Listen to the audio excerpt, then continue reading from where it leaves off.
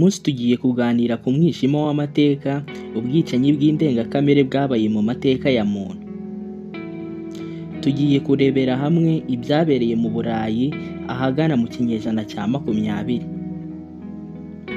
Tugiye no gusobanura inkomoko n'impamvu zateye Holocaust, ubwicanyi bwibasiye Abayahudi n'abandi bantu benshi mu gihe cy'intambara ya kabiri y'isi yose. Ndagusaba ko tubana kugeza ku musozo, ubashe gusobanukirwa, ariko wibuke no gukora subscribe niba utarayikora. Mbere yo gutangira ku mpamvu zateye Holocaust, tugiye kubanza turebere hamwe abayiteye, icyatumye bayikora n'ibindi byinshi. Reka tuvuge ku Banazi. Abanazi ni bande? Batekerezaga gute? Bari bafite iyihe myumvire? Abanazi bari mu ishyaka ryitwa National Socialist German Workers Party. Iryo shyaka rikaba ryarashinzwe mu Budage nyuma y'intambara ya mbere y'isi. Icyatumye ishyaka ry'Abanazi rivuka ni uko Ubudage bwari bumaze gutsindwa intambara ya mbere y'isi, bukanategekwa kwishyura indishyi nyinshi cyane. Ubukungu bwari bwarasenyutse, abantu benshi bari bashonje, baranabuze imirimo yabo, ikindi bari baratakarije icyizere leta. Muri ayo makuba yose Abadage bari barimo, bari bakeneye umuyobozi ubaha icyizere, umuyobozi ubakemurira ibibazo bari bafite, mbega bashakaga umuyobozi usubiza igihugu ku murongo. Aho niho umugabo bita Adolf Hitler yinjiriye muri ibyo bibazo byose Abadage bari bafite. Ubundi Hitler yari umusirikare wahoze mu ntambara, ariko ari wa muntu ukunda kuvuga amagambo akomeye, agahorana umujinya, ikindi agakunda kurega abandi, akavuga amakosa yabo.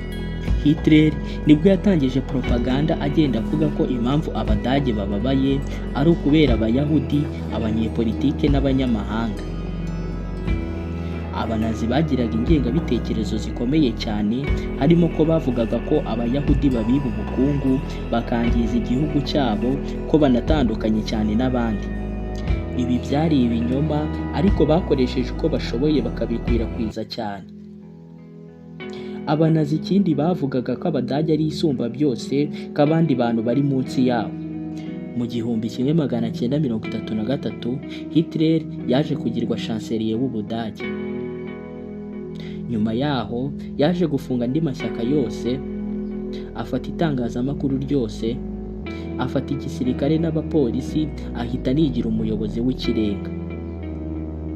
Ariko Abanazi ntibatangiye kwica abantu ako kanya, ahubwo byagiye bitangira gahoro gahoro.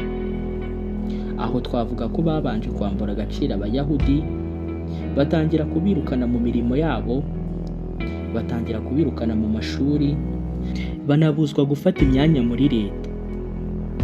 Bakurikijeho kubambura ubwenegihugu, banabuzwa kujya bashyingiranwa n'abandi Badage. Insengero z'Abayahudi zatangiye gutwikwa, amaduka yabo arasenywa, batangira kubafunga no kubakubita. Ibi byose yari intangiriro y'amahano yari kuzavamo amateka mabi uyu munsi turi kuvugaho.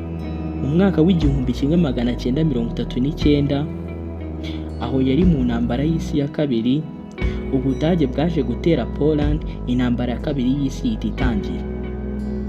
Nibwo Abanazi baje kubona amahirwe yo kugenzura ibihugu byinshi, baza no kuhafatira Abayahudi benshi, ari nabwo batangiye gahunda y'ubwicanyi rusange, Holocaust.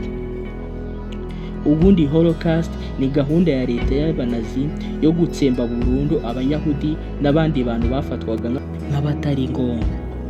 Muri iyi Holocaust hishwe abantu bagera kuri miliyoni 6 z'Abayahudi, hanicirwamo n'abandi bantu, harimo Abaromani, abafite ubumuga n'abataravugaga rumwe na leta bageraga kuri miliyoni nyinshi cyane.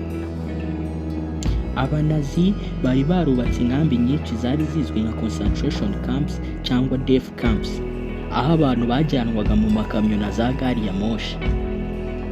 Bahitaga babatandukanya, bakarebamo abashoboye gukora imirimo, abasigaye bakabajyana kubica.